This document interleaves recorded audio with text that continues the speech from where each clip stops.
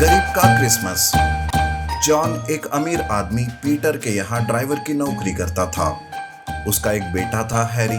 बीवी के मरने के बाद से पीटर ही अपने हैरी का ध्यान रखता था। एक बार हैरी कहता है, पापा, काश मम्मी जिंदा होती तो वो मुझे नए नए पकवान बनाकर खिलाती। मेरे सारे दोस्तों की मम्मी है, वो बहुत ही बातें करते रहते हैं मम्मी के बारे में। पापा, मम्मी कैसी थी? हैरी, मम्मी बहुत ही सुंदर और अच्छी थी। हमसे ज्यादा गॉड को उसकी ज्यादा जरूरत थी बेटा, इसलिए उन्होंने उसे अपने पास बुला लिया। जॉन हैरी को स्कूल के लिए तैयार करता है, उसके लिए खाना बनाता है।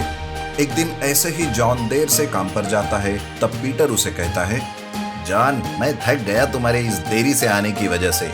आज मेरी इंपॉर्टेंट मीटिंग थी, पर तुम आज भी देर से आए। तुम्हारी वजह से मेरा काफी नुकसान हो गया है। एक्सट्रीमली सॉरी सर, पर आपको पता है मेरी हालत के बारे में। No no no no no, आज मैं कुछ नहीं सुनना चाहता। देखो, मुझे तुम जैसे ड्राइवर की जरूरत नहीं है। चलो निकलो यहाँ से। प्लीज सर, प्लीज मुझे काम से मत निकालिए। मिन्नतें करने के बाद भी पीटर जॉन की एक नहीं सुनता और उसे काम से निकाल देता है। क्रिसमस के पहले ही जॉन की नौकरी चली जाती है। तब वो दूसरी जगह पर नौकरी तलाश करता है, पर उसे कहीं नौकरी नहीं मिलती। अब घर का राशन कम होने लगता है, इस वजह से जॉन परेशान हो जाता है। हैरी से भी ये बात छुपी नहीं रहती।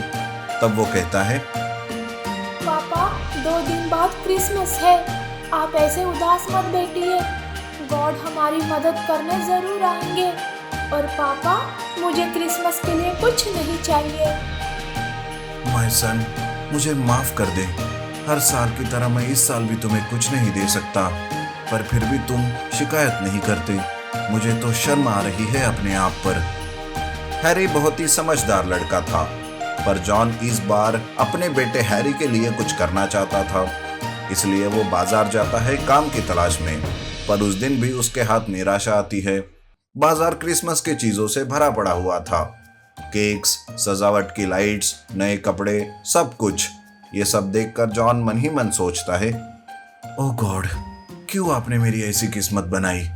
बाजार में इतने सारे खिलौने, कपड़े, सब कुछ है, पर मैं बदकिस्मत बाप हैरी के लिए कुछ खरीद नहीं पा रहा हूँ। ऐसा सोचते हुए वो जा रहा था कि तभी पीछे से आवाज आती है, अरे चोर चोर, पकड़ो पकड़ो। जॉन देखता है कि एक चोर बड़ा सा बैग चोरी करके भाग रहा था। तब जॉन सामने खड़ा था। वो उस चोर को पकड़ लेता है और उससे बैग छीन लेता है। तब लोग भी आकर उस चोर को मारने लगते हैं। वो बैग पीटर की बीवी क्रिस्टीना का था। वो सामने जॉन का देखकर कहती है, oh John, thank you so much. इस बैग में लाखों रुपए थे, पर तुम्हारी वजह से मुझे वापस मिल गए। वैसे तुम कैसे हो जॉन? ये लो तुम्हारा इनाम। क्रिस्टीना जॉन को कुछ पैसे देती है, पर जॉन उसे लेने से मना कर देता है और कहता है, आई एम सॉरी मैडम, मैं ये नहीं ले सकता। मदद करना मेरा फर्ज था। मैं बिना काम के कोई पैसे नहीं लेता। ऐसा कहकर जॉन घर चला जाता है। क्रिस्टीना घर आकर पीटर को सारी बात बताती है और कहती है, पीटर, जॉन को काम से निकालकर तुमने ठीक नहीं किया। तुम्हारी वजह से वो काम के लिए इधर उधर भटक रहा है। पीटर, जॉन बहुत ही ईमानदार है, उसे फिर से काम पर रख लो। क्रिस्टीना की बात सुनकर पीटर उसके घर आता है। तब जाके उसे जॉन की हालत की खबर लगती है। जॉन और हैरी उदास बैठे थे। दूसरे दिन क्रिसमस था, पर तभी उनके घर कोई सजावट नहीं थी। पीटर सोचता है, ये मैंने क्या कर दिया। जॉन तो सच में मुसीबत में है। मुझे उसकी मजबूरी समझ लेनी चाहिए थी। कल क्रिसमस है, कल मैं उसे सेंटा क्लॉज बनाकर उसकी सारी विशेष पूरी कर दूंगा। दूसरे दिन ही पीटर सेंटा क्लॉज बनाकर गिफ्ट लेकर जॉन के घर आता है। उसे देखकर हैरी तो बहुत ही खुश हो जाता है। तब पीटर कहता है, मैरी क्रिसमस जॉन, ये गिफ्ट्स रखो और कल से काम पर आओ। मैंने तुम्हें समझने में भूल कर दी। मुझे माफ किया हो तो कल से काम पर आना। ये आप कैसी बातें कर रहे हैं सर? आज आपने क्रिसमस के दिन आकर मुझे बहुत बड़ा उपहार दिया है। मुझे तो आपका धन्यवाद करना चाहिए। सब एक दूसरे को मेरी क्रिसमस कहते हुए सारे मिलकर क्रिसमस सेलिब्रेट करते हैं। जॉन को वापस काम मिलने से उसकी परेशानी भी दूर हो जाती है। जादुई क्रिसमस ट्री हाउस। केरला राज्य के एक गांव में अल्बर्ट नाम का एक किसान रहता है। उसका एक छोटा सा फलों का बगीचा रहता है। उस बगीचे के बाजू में उसका घर भी होता है। अल्बर्ट की एक बेटी रहती है जिसका नाम मेरी होता है। मेरी के बचपन में ही उसकी माँ की मृत्यु हो गई थी, जिस वजह से अल्बर्ट ने ही मेरी का पालन पोषण करके उसे बड़ा किया था। एक दिन अल्बर्ट मेरी से कहता है, मेरी बेटा, क्रिसमस आने वाला है, बोलो तुम्हें क्या चाहिए? मुझे कुछ नहीं चाहिए पापा, बस मैं अपनी क्रिसमस आपके साथ ही मनाना चाहती हूँ। पिछली बार आपने प्रॉमिस किया था, लेकिन आप अपने काम में बहुत बिजी हो गए थे। ठीक है बेटा, आई प्रॉमिस यू, मैं तुम्हारे साथ ही क्रिसमस मनाऊंगा। कुछ दिन के बाद मेरी के स्कूल को क्रिसमस की छुट्टियां लगती है। मेरी घर में अकेली होती है।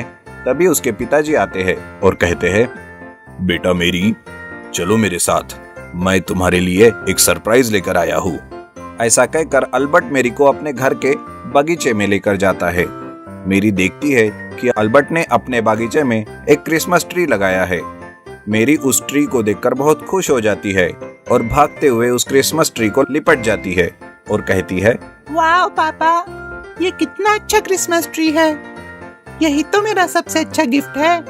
लेकिन पापा, ये ट्री बहुत सूखा और कमजोर लग रहा है। ऐसा कहकर मेरी एक बकेट में पानी लाकर उस क्रिसमस ट्री को डालती है। पानी मिलते ही क्रिसमस ट्री एकदम से निखर जाता है और कहता है, मेरी बेटी, तुम्हारा बहुत बहुत शुक्रिया बेटा। अगर तुम मुझे पानी नहीं देती तो मैं मर सकता था। थैंक यू वेरी मच बेटा। उस क्रिसमस ट्री को बोलते हुए देखकर मेरी दंग हो जाती है और कहती है, अरे तुम बात भी कर सकते हो। रुक जाओ, मैं अभी तुम्हें सजाने का सामान लेकर आती हूँ। ऐसा कहकर मेरी अपने पापा के साथ बाजार से क्रिसमस ट्री सजाने वाला सामान लेने जाती है। वो बाजार से लाइट्स, चमकी, शाइन बॉल और कई सारी चीजें लेकर आती है और जल्दी से उस क्रिसमस ट्री को सजाती है। और जैसे ही वो लाइट शुरू करती है, वो क्रिसमस ट्री जगमगा उठता है। उसे देखकर मेरी और भी बहुत खुश हो जाती है और वहीं पर वो खेलने लगती है। खेलते खेलते वहीं पर सो जाती है। ठंड का मौसम होने की वजह से वो क्रिसमस ट्री अपने ही ऊपर एक ट्री हाउस बनाता है और मेरी को हवा में उड़ाकर उस ट्री हाउस में रखता है। सुबह जब मेरी उठती है तो वो ट्री हाउस उसे कहता है, डरो मत मेरी, तुम कल मेरे नीचे ही सो गई थी, इसलिए मैंने ही तुम्हें उठाकर इस ट्री हाउस में रखा है। आज के बाद तुम्हें जो चाहिए वो इस ट्री हाउस में आकर लेकर जाना। मेरी थोड़ी देर के बाद उस ट्री हाउस से नीचे उतरती है और अपने पिताजी को सारी बात बता देती है। ये बात सुनकर उसके पिताजी बहुत खुश होते हैं, लेकिन उन्हें लगता है कि मेरी ऐसे ही कुछ भी बातें कर रही है। रात होती है, तभी उस क्रिसमस ट्री हाउस से एक सांता क्लॉज निकलता है और ढेर सारे गिफ्ट्स लेकर मेरी के बिस्तर के पास रखता है। और ये सब मेरी के पिताजी देखते ही रहते हैं और वो सोचते हैं, अरे बाप रे, तो मेरी सच कह रही थी, मुझे तो यकीन नहीं हो रहा है। मेरी सुबह उठती है और उसके सामने ढेर सारे गिफ्ट्स होते हैं। कुछ गिफ्ट्स लेकर वो अपने घर के पास और चर्च में गरीब बच्चों में उसे बांट देती है। इस तरह से वो जादुई क्रिसमस ट्री हाउस मेरी का हर सपना पूरा करता है।